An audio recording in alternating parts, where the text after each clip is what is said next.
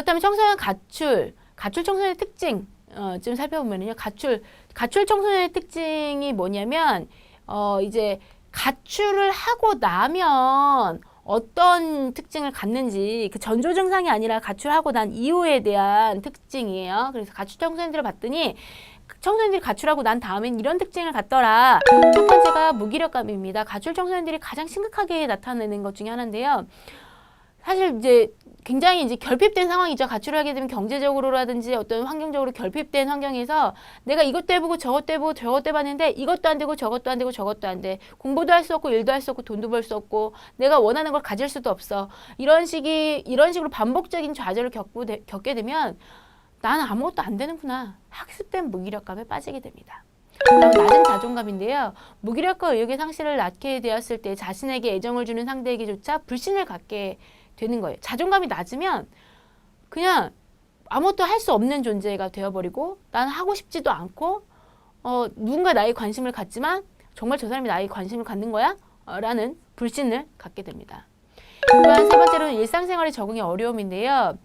가출을 하면서 보통 이제 학교도 안 다녀요.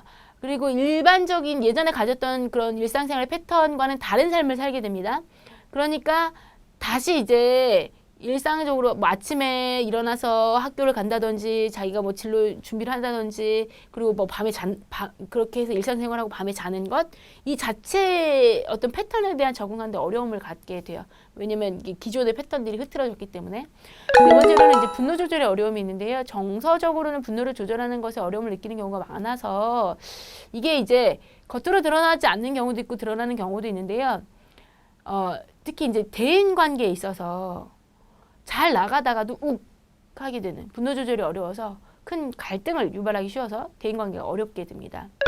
관심 끌기 행동을 하는 경우들도 있어요. 끊임없이 애정을 받고 싶어하는 욕구가 강해서 그 바람직한 행동을 못하는 거예요. 그리고 비행을 하게 되는 거예요. 왜? 저는 이제 현장에 가서요. 아이들 막 이제 전 주로 교육을 하는데요. 교육하면은 학교 현장에 가서 교육을 하면은요. 꼭 말 안 듣는 애들이 있어요. 막 뭐 태클 걸고 뭐 얘기하면 아닌데요. 뭐 튀고 예전에 초기에 이제 그 현장에 가서 프로그램 하거나 진행할 때는 제가 왜 저러지? 나한테 왜 그러나? 뭐 이런 생각을 했는데 나중에 이제 제가 슈퍼비전 하고 받고 이제 그 연구하고 고민하면서 알게 된 사실이 깨달은 것이 저 친구가 나를 정말 싫어해서 저렇게 태클하고 이렇게 하는 게 아니라 나 여기 있어요 선생님 저 여기 있어요 라고 존재를 드러내는 거구나. 근데 그렇게 시각을 딱 바꾸니까 너무 편안한 거예요.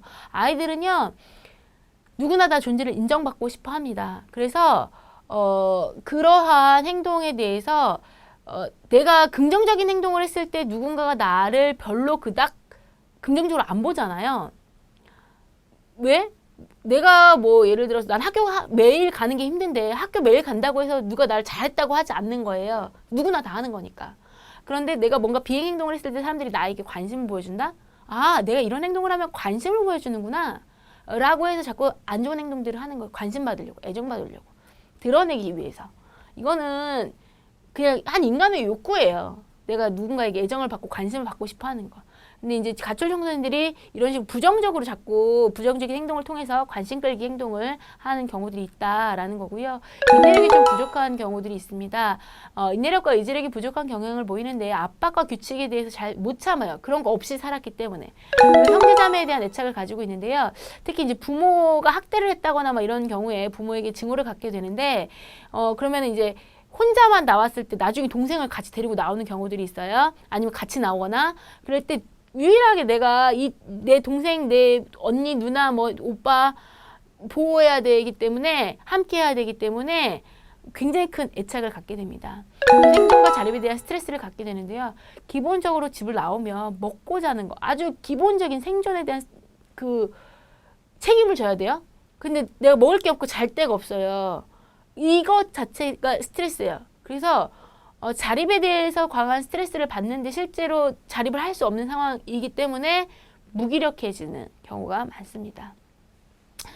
타인의 정서에 대한 이해를 이해력을 갖기도 해요. 왜냐면 내가 어려워봤기 때문에 누군가의 어려움을 더 잘 이해하기도 합니다.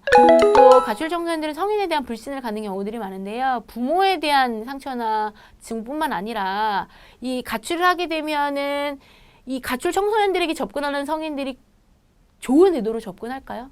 예를 들어 뭐 쉼터라든지 뭐 CYS넷을 통해서 이런 지역사회의 어떤 센터에서 연결이 되면은 순수하게 아이들 보호하려는 의도로 접근을 하겠지만 그렇지 않은 성인들은요.